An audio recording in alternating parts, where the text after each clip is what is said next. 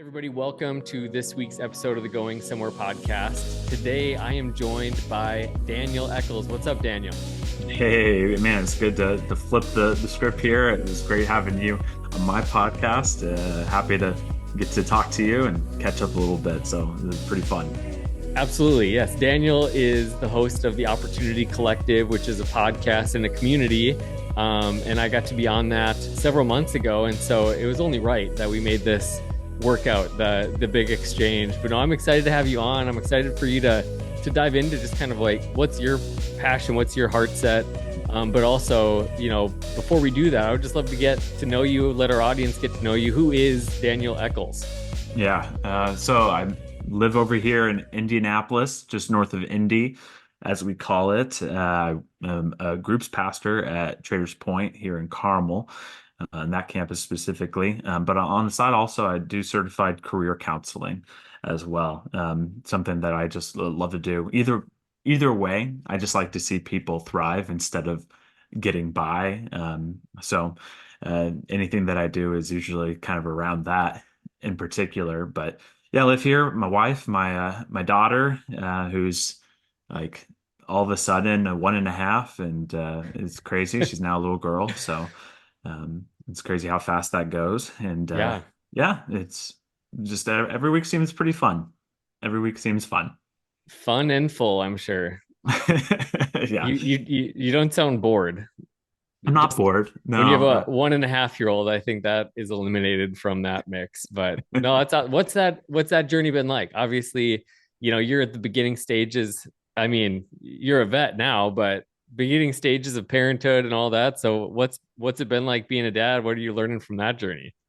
oh man, that wasn't on the question list. So Oh, I told you fair. we're free flowing. We're free flowing over here on going somewhere.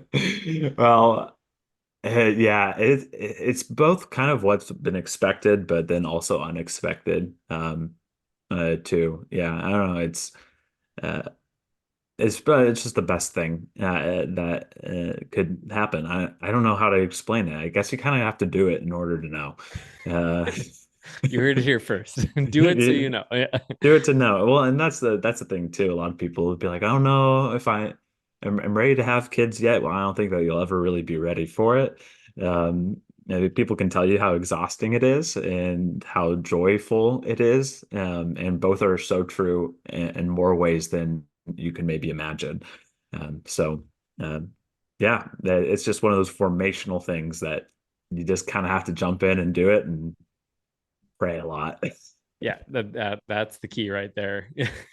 Prayer life just skyrockets. But Skyrockets. you are in a discipleship groups pastor role, at your church, and that's obviously also kind of my world too. And that's a little bit of a newer job for you. But how's that been going? Like, what kind of drew you into that, and how did that door kind of open for you? Well, I was wanting to get back into ministry, so I was doing youth ministry for a little while out in Oregon during grad school while I was doing my clinical mental health counseling grad school Okay. out there. And the goal has always been to use that skill set in ministry in particular, but then moved back to Indiana in a little time about like March 2020. So things didn't go as Yeah. expected during that time. The perfect time for life transitions. Yes. Great life transition time. So, um, yeah, it just kind of for 3.5 years, didn't work in ministry directly. Did some private practice counseling, had a odd venture into software for a year that look back and I wasn't very good at that. So if my if my old boss ever listens to this, I admit I was not very good. That's So funny. Yeah. yeah, don't know how I ended up in that role because it just wasn't a great fit for my abilities. So um, yeah, just eventually just waited and waited and felt like at times like okay. I feel a call to ministry. I feel like I should be into this. Why hasn't it just naturally happened Mm, yet? There have been some opportunities that didn't work out for one reason or another. And each one of those were really heartbreaking and very sad because I longed to be back into it. Um, but looking back, I was protected from a lot of things by not getting those positions, and I can't imagine a better fit than where I'm at currently. So it was well worth the wait, and I enjoy going in to work every day. It's just a lot of fun. So That's awesome. I know we could probably just do a whole side conversation on just what challenges are you facing, because it's probably a lot of the same. But I yeah, know you're at a great church, Traders Point. Just have a few different friends that actually go there, and so it's kind of fun. Our paths crossed quite randomly, I think, if I remember yeah, right, and so just to have the amount of mutual connections is always fun. I'm blanking on it, but there's a guy that's like a graphic designer that's also at your church. I think his last name's like McLaughlin or something like that. But hmm, he uh he and I he dated a girl that was in my hometown, and I was there, and I made a post about being in Indy, and I was actually going to be working in the kitchen of Traders Point with our food truck when I was still with hmm, AO1, and he hmm, worked in that building, and he came down and saw me in the kitchen. So it's just a small world, and I think that's kind of cool for you. Like your world kind of revolves obviously around ministry and what the Lord is doing, but also something you've been building for a long time is what's called the Opportunity Collective. And a lot of that has to do with collaboration. And I just think hmm. the way that people kind of come in and out of our life is pretty special. But can you just tell us a little bit about what is the Opportunity Collective? How did you get started with it? And what does that look like today? Yeah, well, it's kind of evolved. So the podcast started out as Learned Opportunity and was a little bit more on how do we discover opportunities in life and create them and things like that. But as time went on, I just kind of noticed that it was more of a community than it was a subject matter Hmm. opportunity. And that opportunity obviously comes a little bit more from connection and community and collaboration than it does from anything else. So, the Opportunity Collective, how I describe it to people, it's a network of faithful creators who are collaborating to create opportunities and live more purpose-filled lives.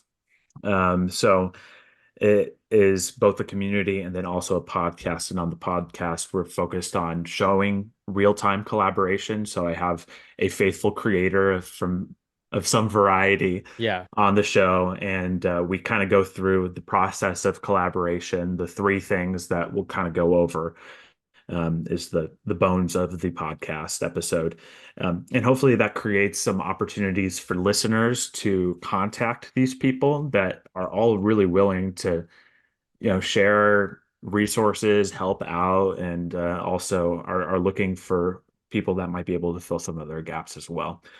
So that's kind of the goal for the podcast is to just kind of be a place for that community to occur, Yeah. to meet up, to collaborate and all that. So, but I think that the question I might get the most about that whole mission statement of a network of faithful creators is what is a faithful creator?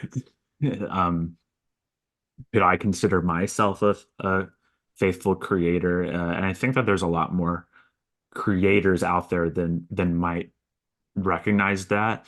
When I ask Right. somebody if they think that they're a creative, a lot of people would be like, "No, I'm not a creative." Because I don't draw, or I'm not a musician, or some of those things that you typically would think of when it comes to creative. But a faithful creator is just anyone that is living that original commission that we received in creation in Genesis, as Jordan Rayner would say, the original commission, not the Great Commission. So, which is to rule and subdue the earth. Right. We were created and put here to create. We were created to create by a creator. And so you can be a faithful creator in real estate. You can be a faithful creator, working at Chick-fil-A. They're definitely faithful creators working at Chick-fil-A, That's right. for Creating sure. creating happiness. Oh, yeah, it's their pleasure. Yeah. So more people can be faithful creators than they might think so. So, a listener, you might be a faithful creator as long as you are participating in that original commission. of ruling and subduing and creating and stewarding the earth and the resources and the gifts that God's been giving you. So That's cool. What were kind of like the precursors for you of just realizing like this is my world, like creating? And so was that something from a young age that you recognized that creator role and found outlets of that, or is that something that's been later in life for you? I I always kind of would get this time where if I wasn't creating something, I would get really bored and have just this itch to want to put something new out there into the world, to invent something. So yeah, as a kid, I mean, was creating Lincoln Log villages and doing things. My favorite kind of games were Zoo Tycoon or Oh, or nice. like those sort of Roller things, you coaster know? tycoon. Oh yeah. Yeah, which would always eventually, devolve into letting the T-Rexes out of the cages and barring the front entrance so that people couldn't escape. A little Jurassic Park simulator there for you, Of but course. Yep. so As it should be. Yeah. so that could go a different direction. That's a whole other episode, just into my inner psyche, I Yeah, suppose. yeah. But yeah, definitely always have seen some sort of creativity in my life, but I don't know if I would have claimed the creative title until maybe a little bit more recently, um, after looking into it a little more. Cool. I mean, I think you kind of reference this, but like just thinking about the audience today that's listening, that I know there's some that are saying like, that ain't me, and because I think we do Mm, tie creativity and, to those mediums and to those outlets, and whether it's writing, speaking, music, or like paint, like I think hmm we can kind of tie that in. And you're talking like the original commission, the original call. And so what would your advice be to somebody that is saying like, I don't see myself as a creator. So like, where do I even start? Like, how do I even look at my job at Chick-fil-A, or look at my job at the bank, or, as an investment guy? Like, how do I see the creative in those things? Yeah. Well, I would answer that we're all equipped and have something that we are adding to the environment. And in some of those non-traditional things, while you might not be creating something that's a tangible product, you are creating an environment or a result in whatever it is that you're doing. And that is part of our original commission, is for the good of one another and to God's glory, is why we do all of the work that we do, just to hopefully help humans live a more good life and create something that is glorifying to God because of the goodness and how it affects other people. So that doesn't mean that it has to be art. Like I said, I mean, I've met a whole bunch of creatives that are in non-creative industries.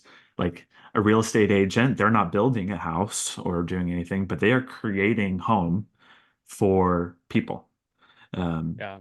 and creating something really beautiful if they're doing their job in a great way. So you can be a creative, if anything, but just because you have that job title doesn't mean that you are necessarily living into being a faithful creator.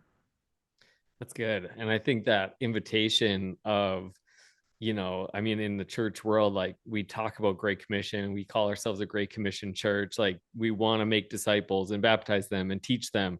But this original commission of, stewardship and of creativity is for each and every one of us as well. And so I think just pointing people to that, I think that's like a really powerful biblical truth that some of us, I mean, I think that's one of the biggest struggles young adults face, and Mm, is we come to the end of a college season or the end of high school, and we start to look at not just the next 5 years, because we obviously we do that, but we're also now, with high school it's 3 to 4 years, college it's 4 to 6 years nowadays. Like all of these things have kind of timestamps, and then you kind of get past that, and now you're like, the next big checkpoint in my career is retirement. Like yeah. the next Yeah. massive transition. Of course, I might change jobs, but I need a job. Like all of those things. And I think so when you look at that 40 years, I think it's difficult, and a lot of people get lost in that wave of purposelessness, of Mhm. hopelessness, of like, just settling. Like, all right, I gotta pay the bills, I gotta keep the mortgage, I gotta keep the lights on, I gotta make sure my family's taken care of, and so my job is the way that I do that, instead of seeing whatever that work is as being that opportunity to glorify God, which I think is a little bit of what you're speaking to. And I think I noticed your shirt earlier, yeah, and just says competition, it's crossed Oh, out. And I yeah, know that no that's a big, competition.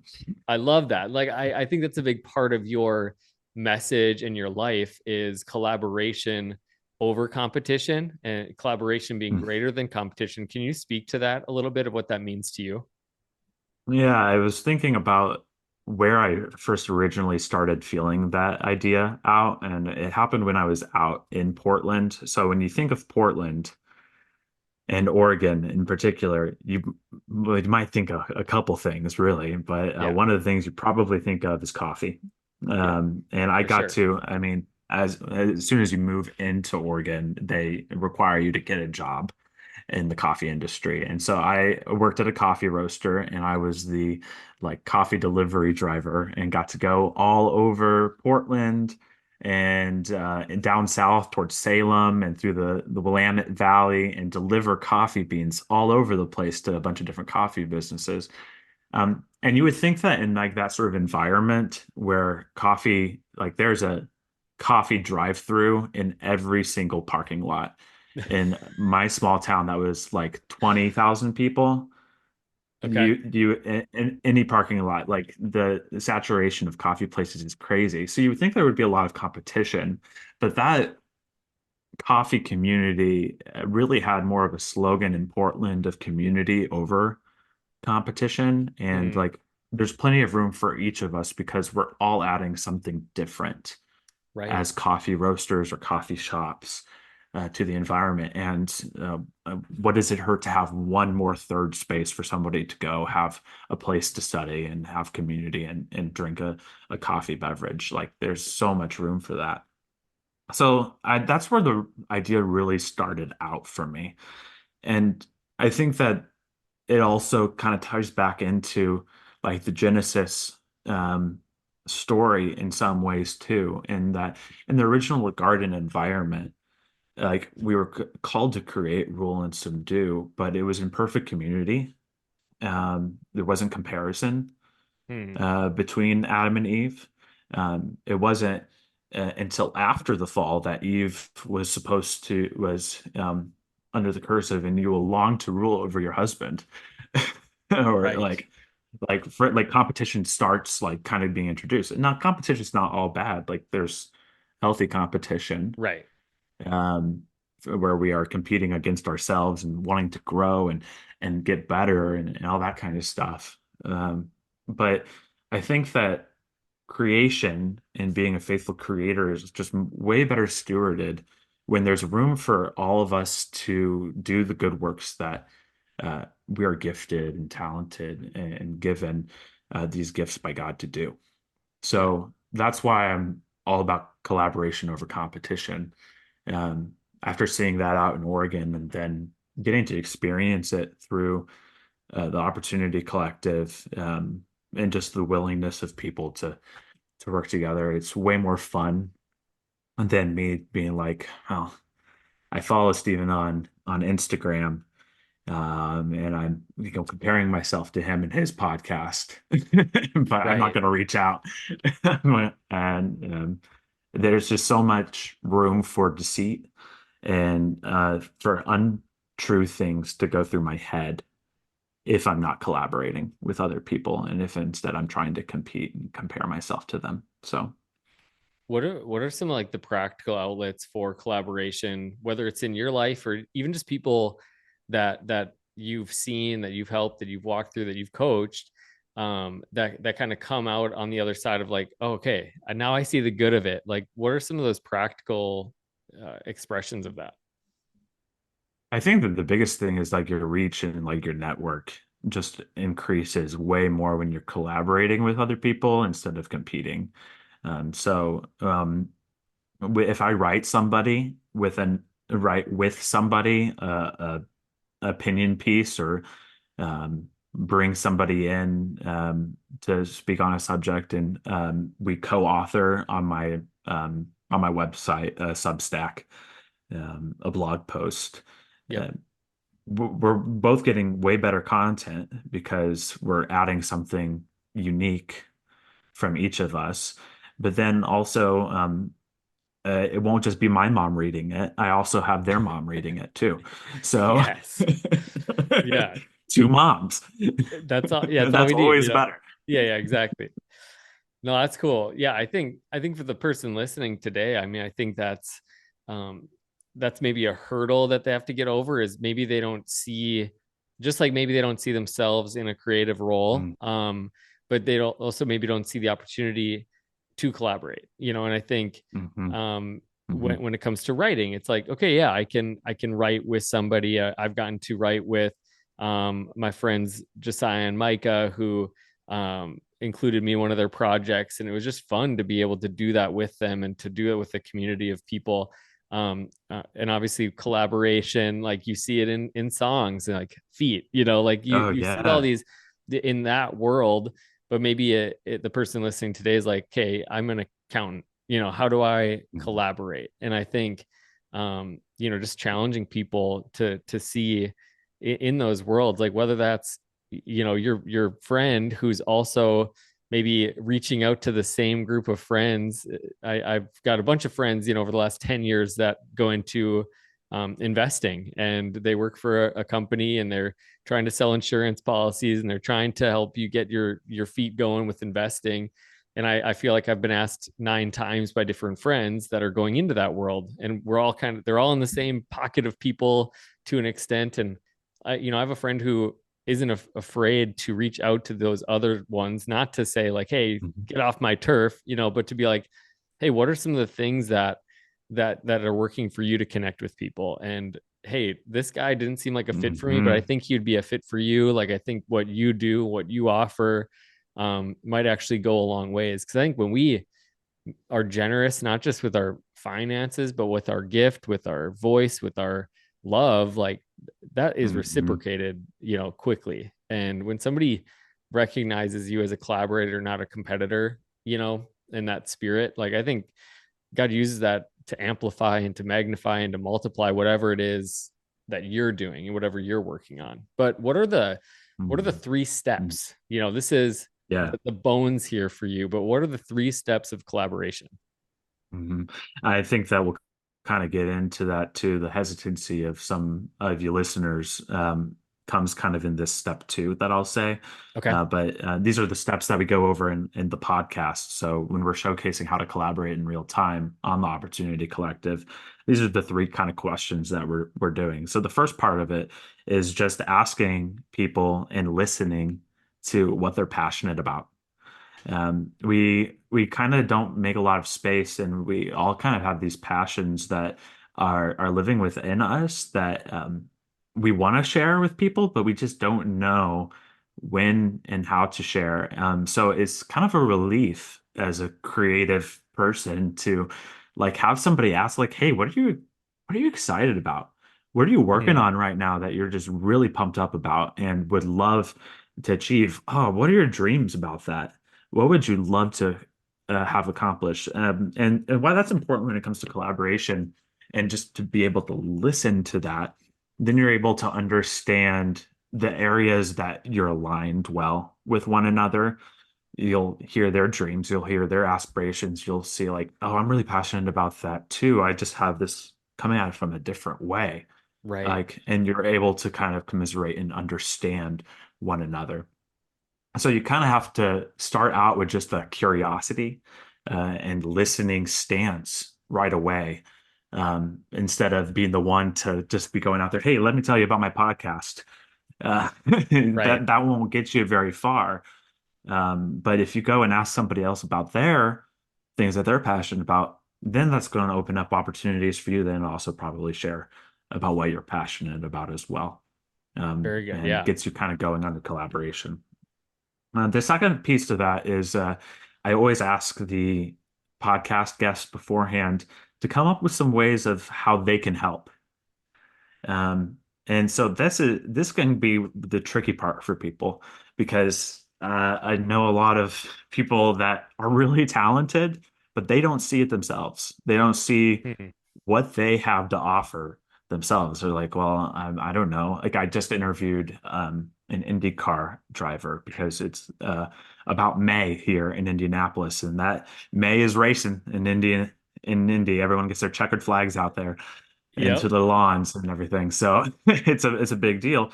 But he's just like, man, I don't know. Like what can I offer other faithful creators? But what he came up with was really, really good and honestly some opportunities for other people. That are very different, that are maybe worship artists or graphic designers or other things like that that you wouldn't know. He had some things in common with them as a race car driver. So that second step can be kind of hard, but so it's listening to what they're passionate about and then saying, how can I help? Now that I understand your mission and your goals, how can I help? In order to ask that, you have to know how. You need to know of a couple of ways that you think that you can help and be able to clearly communicate those things to other people. And that can I, be really hard to do. I love that. And I mean, I think, I think that's a great, next step for, uh, over in the corner of my office, a bird was just trying to fly into my office very, aggressively, but, sorry, he just kept coming at it. But, Like, um, I heard it. Yeah. I know. Back to what we were talking about. No, I think like that's obviously a great next step. Is that second point is like, what do I have to offer? And I think everybody listening right Mm, now should start a list on their phone, a note on their phone of like what. And I remember when you asked me that when I was coming onto your podcast, it was like, man, I know I like to write, I like to podcast, but like, what do I have to offer? And it's not a question.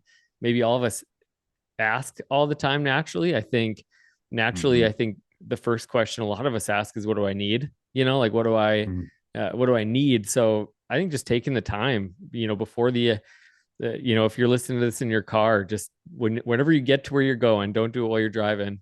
Take out a note on your phone and just start a list of just a few things that stand out of like, this is what I have to offer people. Whether it's even, man, I've got great friendships in my life. Like I've got some just basic tips and advice of how to maximize your mhm. friendships or whatever the case is. So I think that's great advice. What's step three? Yeah, so you got to it actually, but a lot of times we reverse it and we do step three before two, and it's, hey, how can you help? I Yeah. have these gaps in my experience that I'm not very good at this. Are you able to help me? In those, what suggestions might you have? Which sounds easier, but then that too, a lot of times we might assume what we need instead of actually taking a deep dive and doing a gap analysis of the things that we're doing to know like what is actually worth my time and what should I outsource Right. or ask other people for assistance of. So I think it is important to do number two before you do number three so that you know the things that you're both competent in and enjoy doing. Well, those are the things that you have to offer, and those are the things that are just going to be natural and easy for you to do. Right. And all the other things might be your gaps, and those are the things to ask for help for. So It's good. those are the three questions we ask. So like, what are you passionate about? How can you help? And how can you help me? That's awesome. I feel like when I walked away from being a guest on your podcast, I felt like even just taking the time to really think of those things kind of propelled me into like recognizing like even just being more active on social media. And the reason Mhm, I'm being more active on social media is because I want to add value. And there's mhm, things like the podcast, or I'm writing a book, and there's things that I'm really excited about that like I want more people to find those things. And so I just want to make sure that I am being a consistent voice in those places. But I think it helped me kind of realize like what I'm passionate about at a deep level is like fatherhood, it's marriage, it's mhm, those non-negotiables in my life. And so just realizing like that was something I walked away from that with, is like, I know I don't do those things perfect. And, my wife, I think she listens to my podcast, but like, I think like if she'd be like, oh yeah, he's not perfect. Like that's the given in our relationship. And that's the given whenever I teach on these things. But it gave me courage to realize like, there are things that I'm learning. There are things that I am getting right in this. And like, we're proud of the way that we protect our dinner table. We're proud of the way that Hmm. we fight for one-on-one connection with each of our three kids. That we're proud of the way that we really prioritize like saying yes to each other when social things come up, and like those fueling friendships. Like we're proud of ourselves in those things. And so just realizing like, man, I do have more to give. And then also on the flip side, I remember walking away, man, like I still don't have somebody, but I don't mind editing, but I just, the time consuming nature of editing for the Hmm. podcast is tough. And I think I walked away too going like, man, that would be great to figure it out. And so maybe there's a listener today. Like that's the thing. But when you think, I almost want to reverse it on you for a second. Like when you think of what you have to offer, what is it that jumps out at you of like, this is Daniel Eccles, this is what I have to offer? Yeah, I think that I foster those connections for people. Like a lot of the Opportunity Collective, what I've been enjoying about it is I'm starting to see my friends working together. Like a couple of them just published a book and they're That's awesome. in the recommendations at the front of the book, they're all writing the recommendations for one another. And I'm just like, wait, I connected them together So and now cool. they're doing something from that. And so like that's super awesome. Just being able to know and see the giftings and have context for what each person has to offer, I might be able to see that in people before they are able to see that. And I think that that's really hard, especially for listeners that are in your 20s. I think that the hard part about maybe this conversation is like, oh, that's all well and good, but I don't really feel like I have anything to offer. Hmm. I just graduated and I've been in four jobs already. And if I'm not happy in this fourth job, I would really love to have a job that has a little bit more purpose. But they don't want me. I don't have something of value to Hmm. give. And so I think that I'm just able to see like that's not true for one. Right. And you have a lot of valuable experience by the time that you're in your 20s that you just might not know was valuable experience. You talked about it already before, like in asking me, like, how did you know, like, how did you see when you were creative when you were a kid? Well, all of that stuff has been a through line. I haven't changed in the things that I like to do Yeah. and that I'm competent in and give me joy since I was a kid. It just maybe looks a more adult than it used to. I'm not building Lincoln Logs. Even though, well, maybe I will be sometime Yeah. soon. I Who knows? I mean, I'm fully back into Legoland. Love that. Love Yeah. that. Looking forward to it.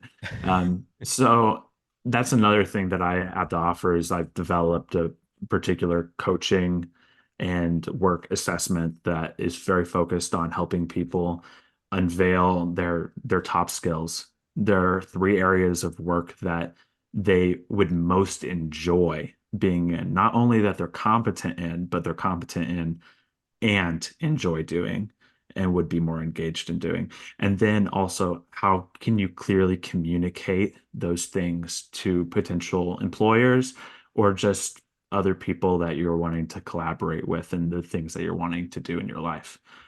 So that's something that I've been really enjoying doing with people. It's been really fun.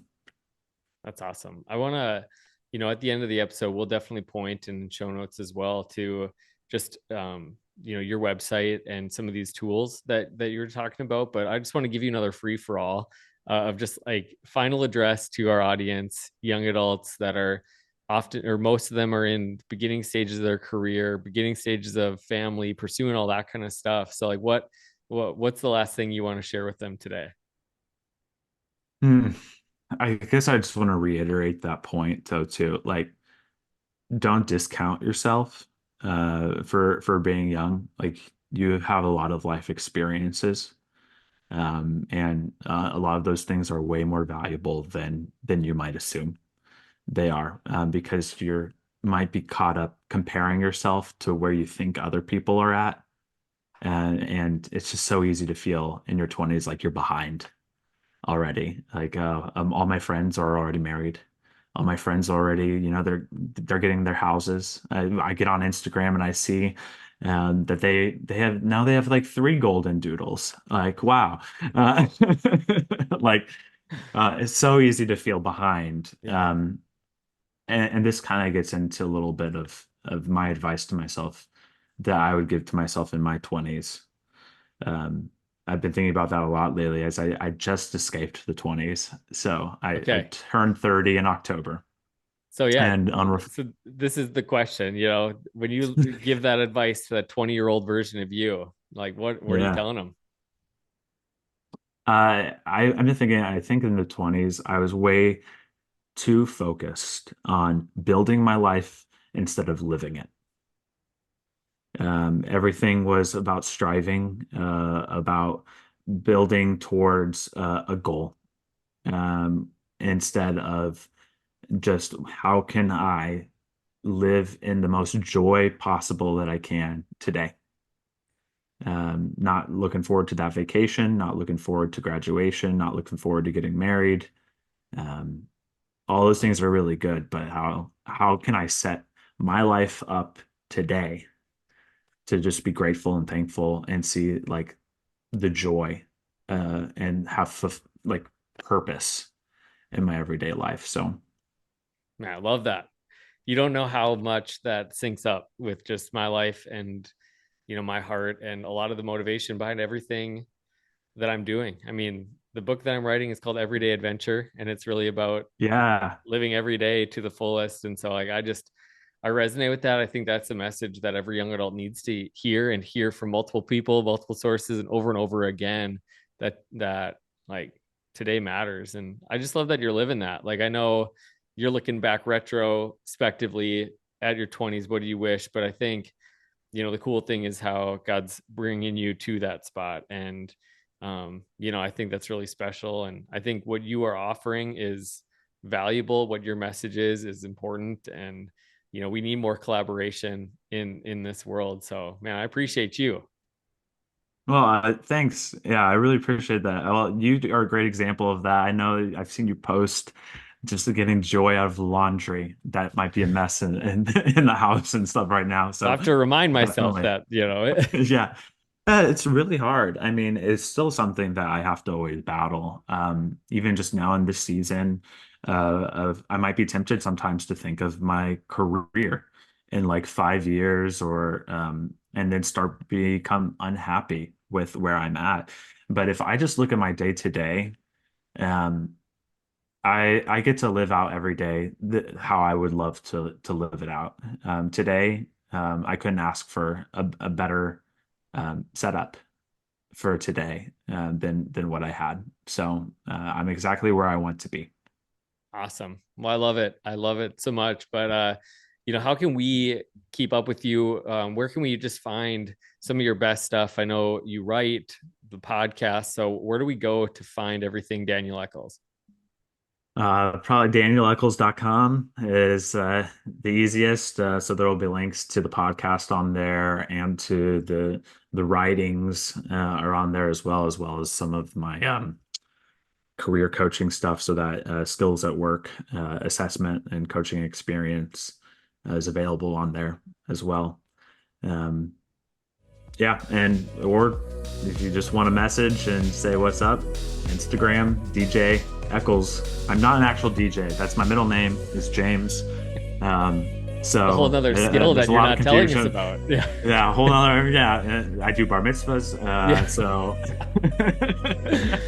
That's amazing. No, that's awesome. I will definitely link all that with DanielEccles.com, DJ Eccles on Instagram. Matt, just again, thanks for being who you are. Thanks for just sharing your light with people. And thanks for being on the podcast. Really appreciate it.